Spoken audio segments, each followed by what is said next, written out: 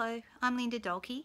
I'm a demonstrator with Stampin'Up here in Australia, and today I'm showing you a really cute little way to use our new foil snowflakes to create a great masked background. It's only a quick tip, and there'll be another one to follow later in the week, so this is part one. Thanks guys, enjoy the card. So I'm going to show you how I made this cute little masked card. You can see I've used our new foil snowflakes, and I've got one of the actual snowflakes here on the card, and it's all shiny, and you can see that I've also got a couple of masked snowflakes here in the background.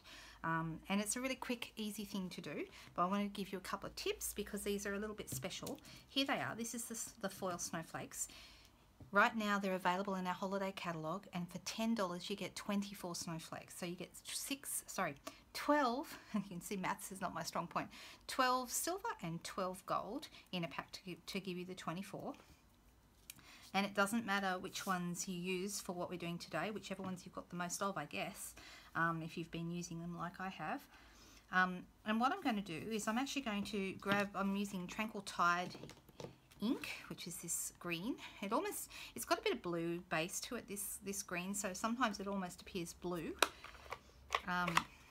And I'm going to be using just one of our Stampin' sponges that I've chopped up to make smaller, and I'm getting some ink on my sponge, and I'm just going to place my snowflake down. I'm going to sponge over the top of it.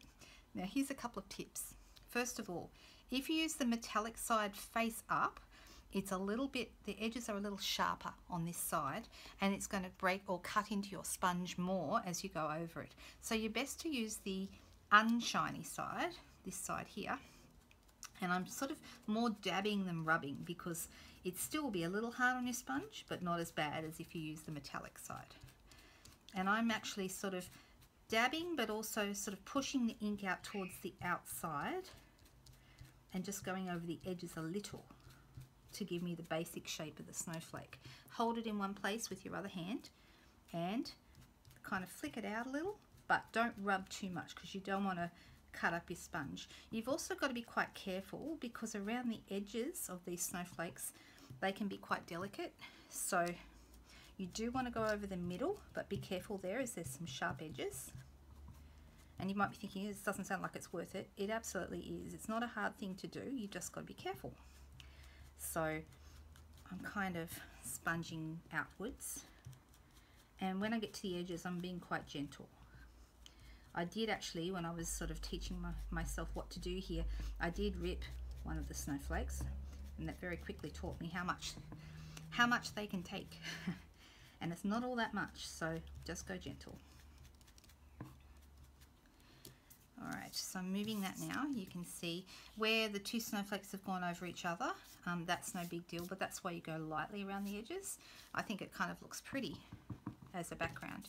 And you can do as many of these on a piece of card as you like. I'm just going to do one more.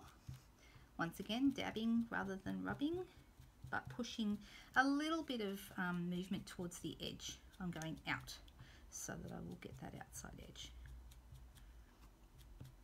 And definitely a lot softer on your sponge on this side rather than the metallic side. So when you're doing this, don't use the metallic side.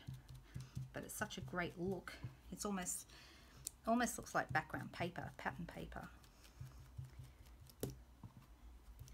And the Tranquil Tide ink on the white looks really good, but you could use all kinds of colors. It would look good in different blues. Even like a perfect plum would look nice. All right, you can see there I've got my 3 in the background, and then what I did was I actually used my silver one here, and I attached that and then trimmed off the edges. You can see it here. Okay, I've trimmed off the edges. I've also used this stamp set here. This is called Cheers to the Year, which is part of the same suite as the snowflakes, to do the joy, and also I've embossed in silver this little radiant effect, I guess you'd call it. Like it looks like a sunburst or a starburst. In our catalogue here, you'll find this on pages 36 and 37. So this catalogue runs from now, and we're in September 2017, through to the 2nd of January, 2nd or the 4th, let me check. I think it's on the back actually. Yeah, the 2nd of January 2018. So it's only got a few months to run, but this is the stamps used. That's that one I was just talking about, looks a bit like a sunburst. And then I've also used the word joy, which I embossed on a bit of black and just flagged the ends. So a very simple card, came together really, really quickly, but I thought it was fun showing you how to do the masking with these otherwise a little difficult to mask metallic snowflakes. But if you do it the way I showed you, it's actually really easy. So I hope that's a good little tip for today and that you enjoy the card. Thanks.